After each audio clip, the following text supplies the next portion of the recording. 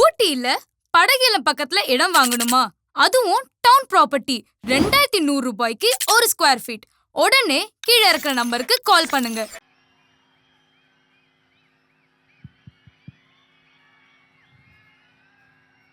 தென்னிந்தியாவின் மான்செஸ்டரான கோவைக்கு வந்திருக்கிறேன். தலைவர் கலைஞர் அவர்களை வளர்த்த அன்பான மக்கள் வாழும் இந்த கொங்கு மண்ணுக்கு வந்திருக்கிறேன். இயற்கை எழில் கொஞ்சக்கூடிய பொள்ளாச்சியும் உள்ளடக்கிய இந்த மாபெரும் கூட்டத்திற்கு வந்திருக்கிறேன். கோவை, பொள்ளாச்சி, கரூர் ஆகிய தொகுதி வேட்பாளர்கள் அறிமுகம் செய்யக்கூடிய இந்த பிரம்மாண்டமான கூட்டத்தில் பங்கெடுத்திருக்கக்கூடிய இந்தியாவினுடைய எதிர்காலம், இந்தியாவினுடைய நம்பிக்கை நாயகன், டியர் பிரதர், என்னுடைய அருமை சகோதரர் ராகுல் காந்தி அவர்களே,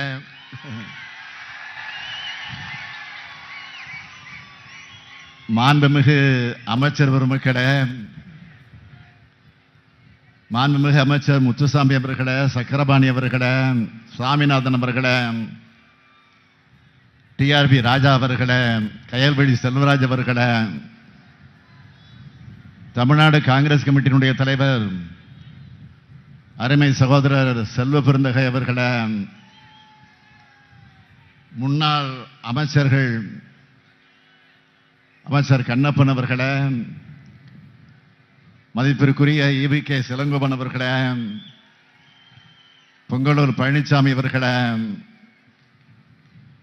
நாடாளுமன்ற உறுப்பினர்கள் திருச்சி சிவா அவர்களே, PR நடராஜன் அவர்களே, அந்தியூர் செல்வராஜ் அவர்களே, சண்முக சுந்தரம் அவர்களே, அப்துல்லா அவர்களே,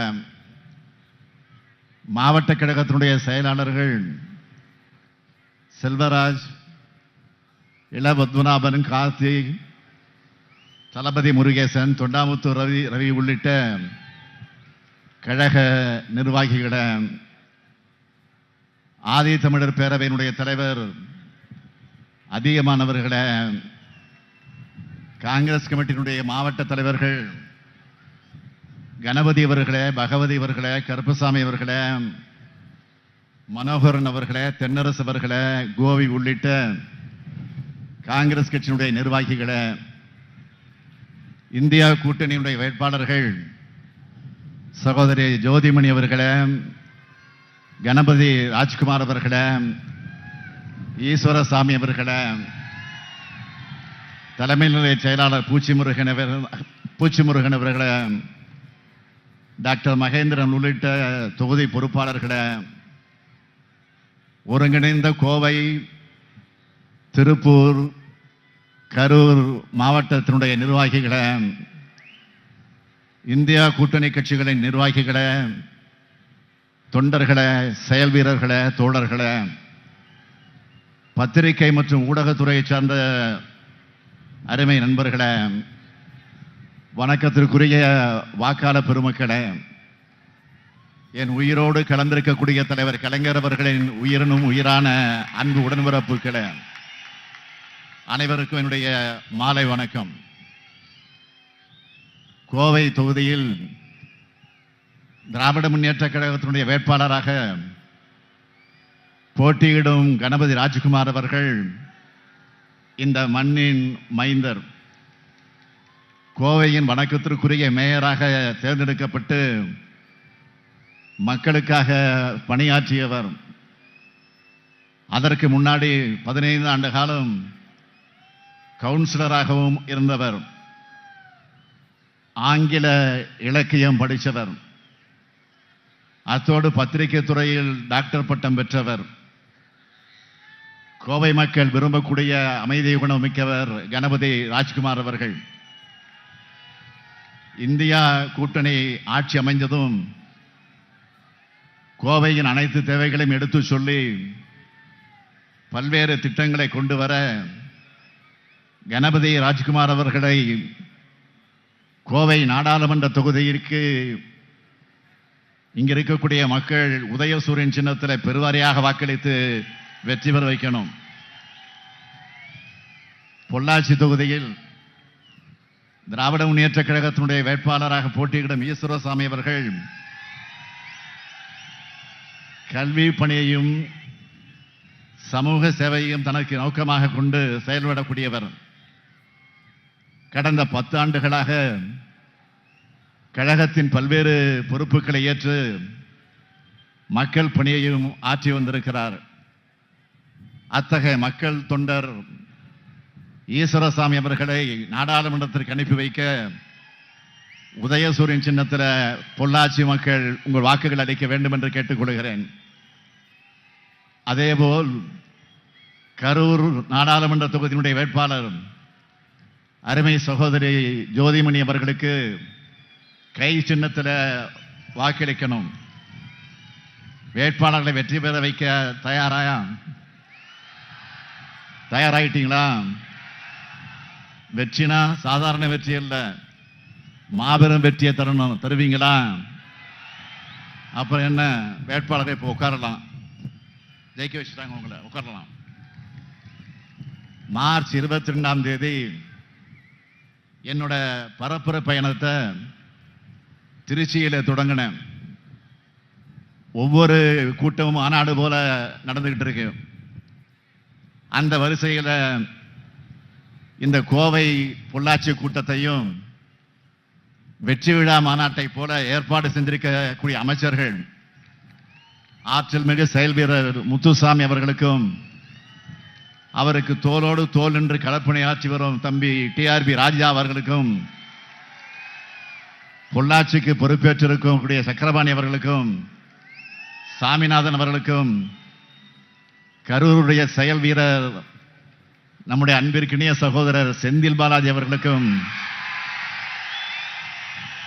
ஒருங்கிணைந்த மாவட்ட செயலாளர்கள் நிர்வாகிகள் அனைவருக்கும் என்னுடைய வாழ்த்துக்களை பாராட்டுக்களை நான் தெரிவித்துக் கொள்ள விரும்புகிறேன். இந்த கூட்ட இவ்வளவு பெரிய மாநாடு போல் நடந்து கொண்டிருக்கிறது சொன்னால் மகுடம் வச்சது போல இந்தியாவினுடைய இளந்தலைவர் சகோதரர் ராகுல் காந்தி அவர்கள் வருகை தந்திருக்கிறார். நாடு சந்திக்க இருக்கக்கூடிய 2ஆம் விடுதலை போராட்டத்தில் காங்கிரஸ் கட்சியினுடைய கைகளை வலுப்படுத்த திமுக தோளோடு தோள் நிற்கிறது. திமுக எப்போதும் சோதனை காலத்தில் காங்கிரஸ் கட்சியோடு இருக்கக்கூடிய கூட்டணி கட்சி. அதே நேரத்தில் எப்பொழுதும் வெல்லும் கூட்டணி நம்முடைய கூட்டணி. அன்னை சோனியா காந்தி மீதும் சகோதரர் ராகுல் காந்தி மீதும் தமிழ்நாட்டு மக்கள் என்றும் தனியாத அன்பும் பாசமும் கொண்டவர்கள். அப்படிப்பட்ட ராகுல் அவர்களை நம்ம ஸ்டைலில் வரவேற்கணும்னா, ராகுல் அவர்களே வருக, புதிய இந்தியாவுக்கு விடியல் தருக. மீண்டும் சொல்லுகிறேன், பிரதர் ராகுல் அவர்களே வருக, புதிய இந்தியாவுக்கு விடியல் தருக. இந்தியாவின் தென்முனையான தமிழ்நாட்டிலிருந்து நான் வரவேற்கிறேன். சகோதரர் ராகுல் அவர்களுடைய நடைப்பயணத்தை நான் தான் கன்னியாகுமரியில் தொடங்கி வச்சேன். மும்பையில் நடந்த நிறைவு கூட்டத்திலையும் கலந்து கொண்டேன். மக்களிடம் செல், மக்களிடமிருந்து கற்றுக்கொள் என்று பேரறிஞர் அண்ணா வழியில சகோதரர் ராகுல் அவர்கள் தன்னுடைய நடைப்பயணத்தில் மக்களுடன் மக்களாக இருந்து அவங்க பிரச்சனைகளை தெரிஞ்சுக்கிட்டு காங்கிரஸ் தேர்தல் அறிக்கையை உருவாக்கி இருக்கிறார். இந்த எலெக்ஷனோட ஹீரோ யாருன்னு கேட்டீங்கன்னா காங்கிரசினுடைய தேர்தல் அறிக்கை தான். திமுக தொடர்ந்து வலியுறுத்தும் சமூக நீதி அம்சங்கள் காங்கிரஸ் தேர்தல் அறிக்கையில எதிரொலிச்சிருக்கு. முக்கியமான சில வாக்குறுதிகளை மட்டும் சொல்றேன்.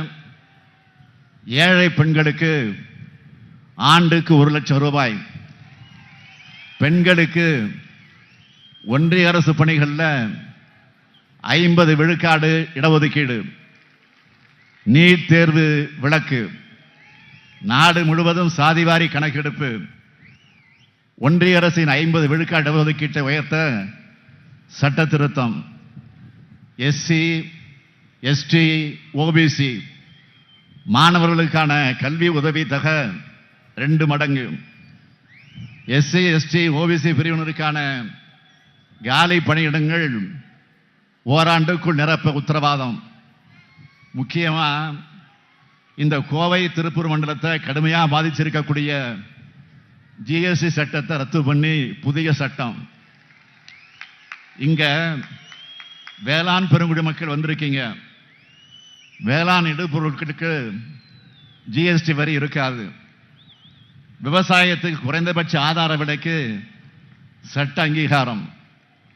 இப்படி மாநிலங்களுக்கும் நாட்டுக்கும் நம்பிக்கை அளிக்கிற வாக்குறுதிகளா ராகுல் காந்தி அவர்கள் கொடுத்திருக்கிறாரு. இன்னொரு பக்கம் பிரதமர் மோடி அவர்கள் எப்பவும் வெளிநாட்டில் டூர்ல இருக்கிறவர். இப்போ தேர்தல் வந்துடுச்சுன்னு உள்நாட்டில் டூர்ல இருக்கார். இப்போ கூட்டங்களில் பேசுறாரு. அதுல எங்கேயாவது தன்னோட 10 ஆண்டு கால ஆட்சியோட சாதனைகளை எங்கேயாவது பேசுறாரா? இல்ல. அவர் பேசுறதெல்லாம் இந்தியா கூட்டணி கட்சிகளை வசைபாடுறது. அதுலயும் ஒரே பல்லவி, குடும்ப கட்சி, ஊழல் கட்சி. இதுக்கெல்லாம் நான் எத்தனையோ முறை பதில் சொல்லிட்டேன். அரசியலுக்கு யார் வேணா வரலாம், யாருக்கு நேரா பதவி வர்றதில்ல. தேர்தலில் நின்று மக்களை சந்திச்சு மக்களும் அவங்களோட செயல்பாடுகளை எடை போட்டு வாக்களிச்சாதான் பதவிக்கு வர முடியும். பிரதமர் மோடி அவர்கள் குடும்ப அரசியல்னு எங்களை மட்டும் அவர் அவமதிக்கல, எங்களை தேர்ந்தெடுத்த கோடிக்கணக்கான மக்களை அவர் அவமதிக்கிறாரு. அதே மாதிரி ஊழலை பத்தி பேசுறதுக்கு பிரதமர் வெட்கப்பட வேண்டாமா?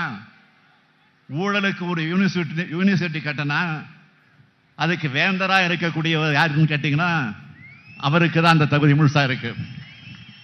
தேர்தல் பத்திரம்னு ஒரு நடைமுறையை கொண்டு வந்து ஊழலை சட்டபூர்வமாக்கினது யாரு? நீங்க தானே.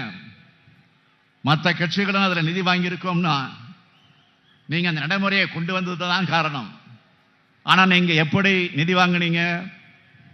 இடி, ஐடி, சிபிஐன்னு உங்க கூட்டணி அமைப்புகள் மூலமா ரைடு விட்டு மிரட்டி தேர்தல் பத்திரங்களை பெற்று பணம் பறிச்சது பாஜக. பாஜகவுக்கு பணம் கொடுத்த கம்பெனிகள் மேல எப்போ ரைடு விட்டீங்க? உடனே அவங்க என்னைக்கு பணம் கொடுத்தாங்கன்னு எல்லா தகவலும் இப்ப வெளியாகிட்டு இருக்க. அடுத்து பிஎம் கேஸ் நிதி, இதுல வசூல் பண்ண தொகையை பத்தி கேள்வி கேட்டா அது தனி அறக்கட்டளைன்னு சொல்றாங்க. அப்படின்னா ஏன் பிரதமர் பேர்ல ஆரம்பிச்ச ஆயிரக்கணக்கான கோடிகள், அந்த கோடிகளை ஏன் நிதியா வாங்கினீங்க? இதுக்கும் பதில் இல்லை. அடுத்து உங்க ஆட்சிக்கு சிஏஜி கொடுத்த சர்டிபிகேட் என்ன? 7 schemes, 7 lakh crore mega scam. இதை பத்தி ஏன் வாயை திறக்க மாட்டேங்கிறீங்க? இதை வெளியிட்ட தணிக்கைத்துறை அதிகாரிகள் 3 பேரை உடனே டிரான்ஸ்பர், பணியிட மாற்றம் செஞ்ச மர்மம் என்ன? அடுத்து ரஃபேல் ஊழல். காங்கிரஸ் ஆட்சியில ஒரு விமானத்துக்கு 526 கோடி ரூபாய்க்கு ஒப்பந்தம் போட்டாங்கன்னா பாஜக ஆட்சியில 1670 கோடி ரூபாய்க்கு வாங்கினாங்க. இதனால பயனடைந்தது யாருன்னு காங்கிரஸ் கேட்ட கேள்விக்கு இன்னைக்கு வர பிரதமர் பதில் சொல்லல. கார்பரேட்டுகளுக்கு பல ஆயிரம் கோடி ரூபாய்கள் கடன்களா தள்ளுபடி பண்ணிட்டு கார்பரேட் முதலாளிகளாகவே எப்படி அரசை நடத்துறீங்கன்னு சகோதரர் ராகுல் காந்தி அவர்கள் நாடாளுமன்றத்தில் அடுக்கடுக்கா கேள்வி எழுப்பினப்போ பதில் சொல்லாம பர்சனலா அட்டாக் பண்ணீங்க. அது மட்டுமா, அவருடைய எம்பி பதவியை பறிச்சீங்க. பிரதமர் மோடி அவர்களே, நீங்க ஊழலை பத்தி பேசலாமா? அது மட்டும் இல்ல, இப்ப ஊழல்வாதிகளுக்கு கேரண்டி கொடுக்கிற மேட் இன் பிஜேபி வாஷிங் மிஷினை வச்சு ஊழல் கரை படிஞ்சவங்களை சுத்தப்படுத்துறீங்கள. இனியும் நீங்க ஊழலை பத்தி பேசினா கிராமத்தில் சொல்லுவாங்கல்ல, யோகியம் வரான் சொம்பு எடுத்து உள்ள வைன்னு. அப்படித்தான் மக்கள் சொல்லுவாங்க. 10 ஆண்டுகள் ஆட்சி செய்தோம். சாதனைகள்னு தமிழ்நாட்டுக்கு சிறப்பு திட்டங்கள்னு எதையும் செய்ய சொல்ல முடியாம பிரதமர் ஒரு பக்கம்னா, இன்னொரு பக்கம் 10 ஆண்டுகள் தமிழ்நாட்டை சீரழிச்ச பழனிசாமி. நடக்கிறது இந்தியாவை யார் ஆளணும் என்பதற்கான நாடாளுமன்ற தேர்தல். இந்தியா கூட்டணி தான் ஆளணும்னு நாம் சொல்றோம். ஆனா அதிமுகவை பொறுத்த வரைக்கும் யார் ஆளணும்னு சொல்லாம, யார் ஆளக்கூடாதுன்னு சொல்லாம, யார் தான் உண்மையான எதிரினே தெரியாம, எதுக்காக தேர்தல் நிற்கிறோம்னு என்ற தெளிவே இல்லாம கள்ள கூட்டணிக்கு ஆதாயம் தேடித்தர களத்துக்கு வந்திருக்கிறார் பழனிசாமி. தன்னை சுற்றி இருந்த அத்தனை பேரையும் முதுகலை குத்தின பழனிசாமி பாஜகவோட கூட்டணியை முறிஞ்சிடுச்சுன்னு சொன்னார். சரி, ஏன் எதிர்த்து பேசலன்னு நாம கேட்டா, பாஜகவை எதிர்த்து பேச முடியாது, அது கூட்டணி நிறுவனம்னு சொல்றாரு. இப்படிப்பட்டவங்களை பத்தி நாம என்ன பேசுறது? ஒரே வரியில சொல்லணும்னா இது சிம்பிளி வேஸ்ட். நம்மளை பொறுத்த வரைக்கும் 3 ஆண்டுகள்ல நம்ம திராவிட மாடல் அரசு எத்தனையோ சாதனைகள் செஞ்சிருக்கு.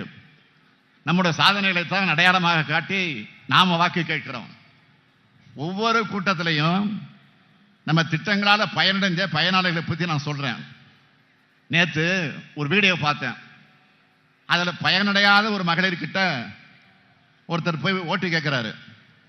அந்த நபர் அந்த அம்மா கிட்ட, நீங்க யாருக்குமா ஓட்டு போட போறீங்க அப்படின்னு கேட்ட உடனே அந்த அம்மா ஸ்டாலினுக்குத்தான் ஓட்டு போடுவேன்னு சொல்றாங்க. நீங்க 1000 ரூபாய் விரும்பத்து வாங்குகிறீங்களா அப்படின்னு அந்த நபர் கேட்கிறாரு. அதுக்கு அவங்க இல்லைன்னு சொல்லிட்டு உடனே அவங்க சொல்றாங்க, எனக்கு கிடைக்கலன்னா என்ன, தேவையான எத்தனையோ மக்களுக்கு உதவுறாரு, நிறைய நல்லது பண்றாரு, அதனால் அவருக்கு தான் ஓட்டு போடுவேன்னு அந்த அம்மா சொல்றாங்க. இப்படி நாம் மக்களுக்கான ஆட்சி நடத்துறோம். நம்ம கூட்டணி சார்பில் பிரச்சாரத்துக்கு போறப்போ 15 லட்சம் சகோதரிகள் எங்க அண்ணன் ஸ்டாலின் கொடுக்கிற தாய் வீட்டு மாசம் 1000 ரூபாய் வாங்குகிறோம்னு சந்தோஷமா சொல்றாங்க. அது மட்டுமல்ல, நான் ஆட்சி பொறுப்பெடுத்துக் கொண்ட அடுத்த நாள்ல இருந்து தமிழ்நாட்டு மகளிர் சுதந்திரமா கட்டணம் இல்லாம விடியல் பேருந்துல பயணம் மேற்கொள்றாங்கல்ல. நான் அடிக்கடி ஒன்று சொல்லுவேன், கல்விதான் யாராலும் திருட முடியாத சொத்து. அதுவும் ஒரு பெண் குழந்தை படிச்சா ஒரு தலைமுறையே படிச்சதுக்கு சமம். அதனாலதான் உயர்கல்விக்கு வர மாணவிகளுக்கு மாதம் 1000 ரூபாய் தரக்கூடிய புதுமை பெண் திட்டத்தை செயல்படுத்துறோம். இதே மாதிரி அடுத்து மாணவர்களுக்கும் தமிழ் புதல்வன் என்ற பேரில் மாசம் 1000 ரூபாய் தரப்போறோம் விரைவில். இது மட்டுமல்ல, நம்முடைய எதிர்கால தலைமுறையான குழந்தைங்களோட ஆரோக்கியத்தை கருதி பசி இல்லாம படிக்கணும். அது இந்தியாவிலே முதல் மாநிலமா முதலமைச்சரின் காலை உணவு திட்டத்தை தொடங்கி 16 லட்சம் குழந்தைகளுக்கு சுவையான காலை உணவு அளிக்கிறோம். இது இப்போ கனடா நாடு, உலகத்திலே மிகப்பெரிய நாடு, அமெரிக்காவுக்கு பக்கத்தில் இருக்கிற நாடு கனடா நாடு, அந்த நாட்டில் இப்போ எதிர்கொள்ளிச்சிருக்கு. இளைஞர்கள் வேலைவாய்ப்பு பெறணும்னு தங்களுடைய திறன்களை மேம்படுத்திக்க நான் முதல்வன் திட்டத்தை செயல்படுத்திக்கிட்டு இருக்கோம்.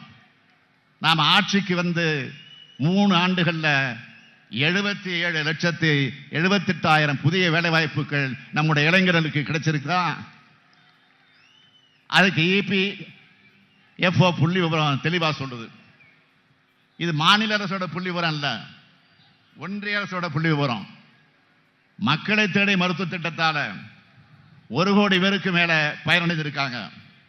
இப்படி திமுக எப்பவும் சொன்னதை செய்வோம், செய்வதை சொல்லுவோம் நிரூபிச்சு இருக்கிற கட்சி மட்டும் இல்ல, இந்த ஸ்டாலின் ஆட்சியில் சொல்லாததையும் செய்வோம்னு காட்டியிருக்கோம். அது மட்டுமல்ல, உலகத்திற்கே கோவையை தெரியும் என்றால் அதற்கு காரணம் அறிவியல் மேதை GD நாயுடு என்பது உங்களுக்கு என்றால் தெரியும். GD நாயுடு ஒரு பெரிய மேதை, அறிவியல் மேதை. அவரோட இந்த கோவை மண்ணில் உலகத்தரத்தில் பிரம்மாண்டமான நூலகத்தை அறிவியல் மையமா திராவிட மாடல் அரசு கோவையில் அமைக்க போகுது. இப்படி தமிழ்நாட்டில் ஒவ்வொரு மாவட்டமும் ஒவ்வொரு குடும்பமும் பயனடைய வேண்டும் என்று பார்த்து பார்த்து திட்டங்களை செயல்படுத்திக்கிட்டு இருக்கோம்.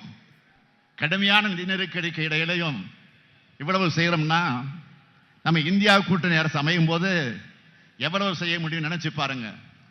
அதற்கு முன்னோட்டமா திமுக சார்பில் என்னவெல்லாம் செய்வோம்னு தேர்தல் வாக்குறுதியில் கொடுத்திருக்கிறோம். அதுல தலைப்பு செய்திகளை மட்டும் சொல்றேன் சுருக்கமா.